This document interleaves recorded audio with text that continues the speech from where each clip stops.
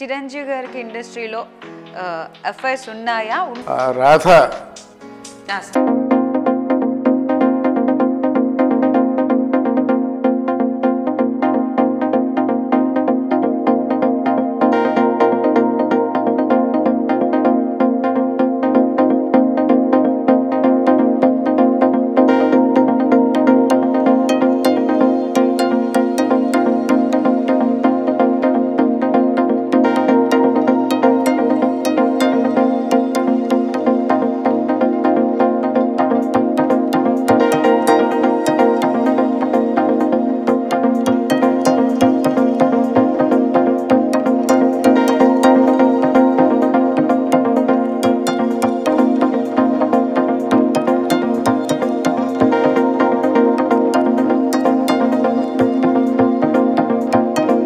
తెలుగు సినీ పరిశ్రమలో అలనాటి తాళ్ళ జీవితాలని చాలా దగ్గరగా చూసిన వ్యక్తి, అదేవిధంగా సినిమా క్రిటిక్గా, అలాగే మూవీ డైరెక్షన్లో కూడా వర్క్ చేశారు. తను సినిమా ఇండస్ట్రీలో చాలా విశేషాలను మనతో షేర్ చేసుకోవడానికి ఇమ్మండి రామారావు గారు మనతో పాటు ఉన్నారు. సో తనని ఇన్వైట్ చేద్దాం. నమస్కారం సార్. నమస్తే. ఎలా ఉన్నారు సార్? బాగున్నానమ్మా.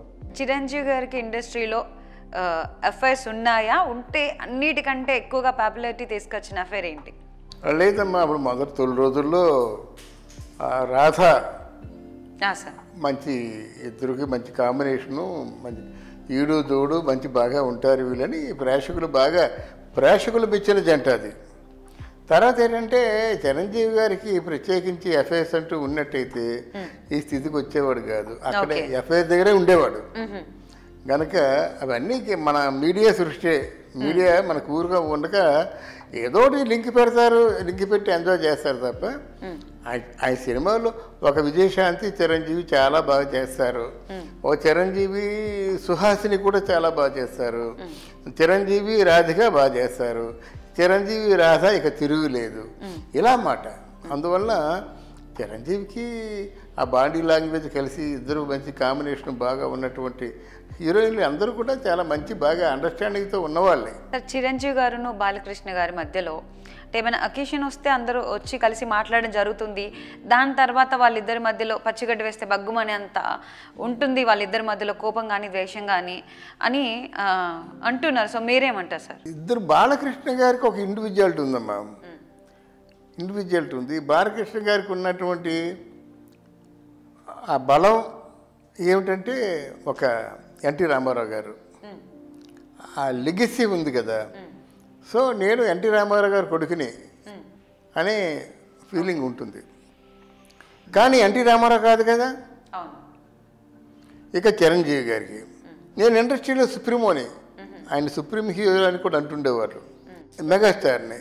సో ఇంత కష్టపడి ఈ స్థాయికి వచ్చిన తర్వాత నాకు సముచిత గౌరవం లేకపోతే ఎలాగా అనేది మెగాస్టార్కి ఉంది.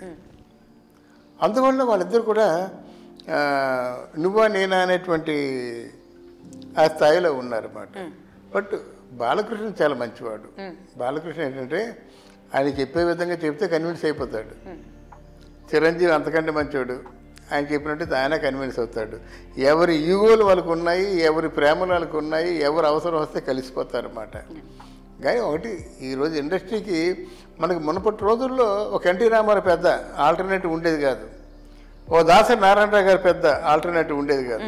ఇప్పుడు అలా కాదు, ఎవరు పెద్దో తెలీదు. ఇప్పుడు హీరోని తీసుకుందాం, మోహన్ బాబు అంటాడు, మన చిరంజీవి గారు అంటారు, బాలకృష్ణ గారు అంటారు, తర్వాత ఏంటంటే ఒక వర్గం మహేష్ బాబు, వీళ్ళంతా ఉన్నారు కదా. ఇప్పుడు కృష్ణ గారు ఉన్నారు, కృష్ణ గారి కొడుకు మహేష్ బాబుకి కూడా విలువ ఇవ్వాలి.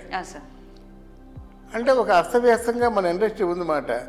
తీర్మానం చేసి లేదు ఎంతమంది నటులు ఉన్నప్పుడు కూడా మా చిరంజీవి మా తాలూకు లీడరు అనుకుంటే బాగుండేది. అది లేదు. అలా ఎంతమంది డైరెక్టర్లు ఉన్నా సరే బాబు వీళ్ళందరూ తీసి పక్కన పెట్టు. ఇప్పుడు ఉన్న వాళ్ళలో సూపర్ డైరెక్టర్ కె రాఘవేంద్రరావు, ఈ రాఘవేంద్రరావు గారు మా తాలూకు నాయకుడు అనుకుంటే బాగుండేది. అనుకోకపోవడం వల్ల ఈ మధ్యకాలంలో చాలా విషయాల్లోనూ కన్ఫ్యూజన్ ఏర్పడుతుందన్నమాట. ఎవరి పరిష్కారం కోసం ఎవరి దగ్గరికి వెళ్ళాలి, మనకు సరైన పరిష్కారం ఎవరిస్తే ఎవరు ఎంతమంది దాన్ని యాక్సెప్ట్ చేస్తారు, ఇది ఒక మేమాస్ కొట్టాడుతుందన్నమాట. సో ఇండస్ట్రీలో అంతకుముందు ఏముండేది, ఎవరికి ఏ సమస్య వచ్చినప్పుడు కూడా దాసరి నారాయణరావు గారు దీన్ని పరిష్కారం చేస్తారు అన్నారు. అది లేదు కదా ఈరోజు. అంటే ఇప్పుడు ఇద్దరి మధ్యలో ఎవరైనా ఇండస్ట్రీలో పెద్ద పెద్ద హీరోలు కానీ ఎవరైనా మధ్యలో ఉండే ఈగో వల్లనే ప్రాబ్లమ్స్ అంటారా సార్? ఈగో ప్రాబ్లమ్స్ ఎప్పుడు ఉంటాయమ్మా. ఈగో ప్రాబ్లమ్స్ లేకుంటే ఎందుకు ఉంటాయి? ఈగో లేని వాళ్ళు ఎవరున్నారు? ఈగో లేని వాళ్ళు ఎవరు? మనకి ఇప్పుడు మురళీమోహన్ లాంటి వాళ్ళు ఎలాంటి వాళ్ళు ఉంటారు ఈగో లేని వాళ్ళు. అలాగే నాగార్జున లాంటి వాళ్ళు, వాళ్ళకి ఈగోలే ఉండవన్నమాట. వెంకటేష్ ఉన్నారు. నిజంగా ఈగోలు లేకుండా ఉన్న హీరోలు కూడా చాలా మంది ఉన్నారు కాబట్టి మనం ప్రశాంతంగా గడుపుతున్నాం. నాగార్జున నాకేం తక్కువ, నేను నాగేశ్వర గారు కొడుకుని కదా అన్న, నేను రామానాయుడు కొడుకునని చెప్పేసి వెంకటేష్ బాబు అన్నా, ఇంకోలా కోసం ఉంటుంది కదా. నేను కృష్ణ గారు కొడుకునని మహేష్ బాబు అన్నా, చాలామంది వాళ్ళు పెద్దవాళ్ళు చేస్తున్నారు కదా, చేయని దానికే ఉంది, మన ఇండస్ట్రీ కోసమే కదా అనుకునే వాళ్ళు ఉన్నారు. కానీ ఈగోలు లేవని నా ఉద్దేశం. సార్, చిరంజీవి గారి మధ్యలో మరియు మోహన్ బాబు గారి మధ్యలో కోల్డ్ వార్ అసలు ఎలా స్టార్ట్ అయింది? ఎందుకు విభేదాలు వచ్చాయంటారు ఇద్దరి మధ్యలో? ఇంచుమించు ఇద్దరి జీవితాల్లో కూడా కెరీర్ పరంగా మీరు ఆలోచించినట్టయితే ముందు విలన్గా ప్రారంభించి తర్వాత హీరోలు అయిన వాళ్ళు. అవును. మోహన్ బాబు కానీ చిరంజీవి కానీ. ఈయన కూడా కొంచెం మంచి బ్లాక్ బస్టర్స్ ఇచ్చాడు, ఆయన ఎక్కువ ఇచ్చాడు అనుకోండి. బట్ ఇద్దరు ఒకటే అనే ఫీలింగ్ మన మోహన్ బాబుకు ఉంది. అది వజ్రోత్సవాల్లో బయటపడింది. ఓకే.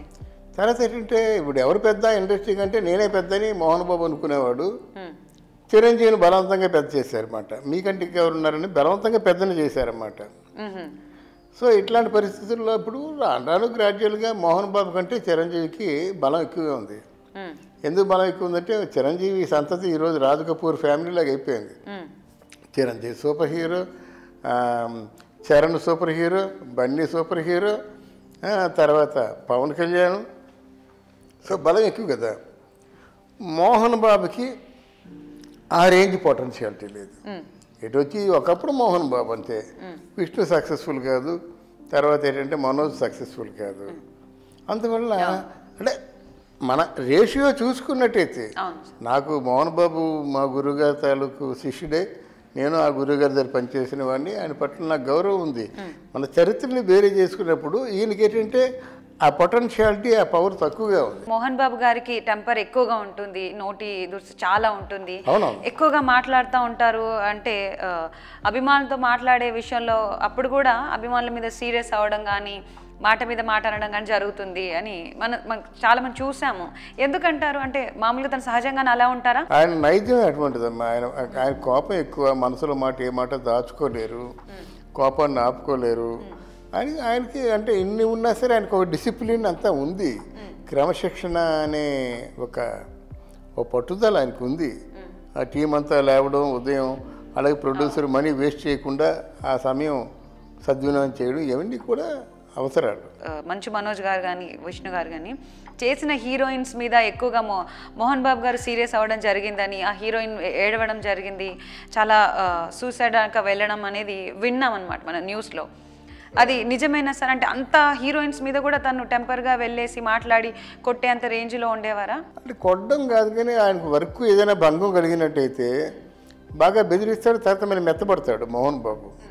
మొదట్లో బెదిరిస్తాడు బాగా, హాత్ అంటాడు, తర్వాత ఏంటంటే మళ్ళీ ఆ పని జరిపోగానే కూల్ అయిపోతాడు అన్నమాట. అది. బట్ ఎనీవే ఇండస్ట్రీలో ఒక అపప్రదం మాత్రం మోస్తున్నాడు మోహన్ బాబు. అంటే మోహన్ బాబు సినిమాలు లాక్ చేస్తే కొడతారు, లేదా తిడతారు, లేట్ అయితే తిడతారు. అమ్మో మోహన్ బాబు గారి సినిమా గుండె బాదుకునే పరిస్థితి మాత్రం కల్పించారన్నమాట.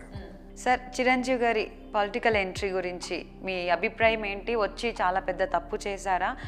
తర్వాత ఎవరైతే మళ్ళీ వచ్చి వెళ్ళడం పొలిటికల్ ఎలాగో ఫ్లాప్ అయిందో దాని తర్వాత ఎంతోమంది నష్టపోయారు. చిరంజీవి గారిని నమ్మి డబ్బులు పెట్టి సీట్ల కోసం చాలామంది ఎన్నో కోట్లు ఇవ్వడం జరిగింది, వాళ్ళ ఆస్తులు అమ్ముకోవడం జరిగింది, తర్వాత వాళ్ళు ఎంతగా నష్టపోవడం జరిగింది అని చాలామంది చెప్పడం జరుగుతుంది. మీరేమంటారు? సూటిగా చెప్పాలంటే చిరంజీవికి రాజకీయాలు పనికిరావు. ఎందుకంటే చిరంజీవి చేతల వాడే కానీ మాటల వాడు కాదు. ఓకే. ఉపన్యాసాలు కూడా పవన్ కళ్యాణ్ చెప్పినంత ఫోర్స్గా చెప్పలేడు చిరంజీవి. ఒకటి, చిరంజీవికి కన్నింగ్నెస్, కుట్రలు, కుతంత్రాలు ఏమి లేవు. ఆ బాధ్యతని అరవింద్ తీసుకున్నాడు కాబట్టి ఆ బాధ్యతని అరవింద్ తీసుకున్నాడు కాబట్టి ఏదో ఒక పేరు, ఒక చెడ్డ పేరు వచ్చింది తప్ప యాక్చువల్గా ఆయన నమ్ముకొని కోట్లాది రూపాయలు పెట్టుబడి పెట్టిన వాళ్ళు ఎవరు లేరు నాకు తెలిసి, లేరు. బట్ ఏదో ఆ పేరు వచ్చేసింది, ఇంత నమ్ముకున్నాం, ఇంత ఖర్చు పెట్టామని. అవును, సీట్లకి చాలా కోట్లు పెట్టి కొనుక్కోవడం జరిగింది, అమ్ముకోవడం జరిగింది అని. తాడి చెట్టు దగ్గర కూర్చొని పాలు తాగుతున్నా సరే ఇంకొక చెడ్డ పేరు వస్తుంది. మా పక్కన ఎవరున్నారు బట్టి దాన్ని బట్టి పేరు వస్తుంది.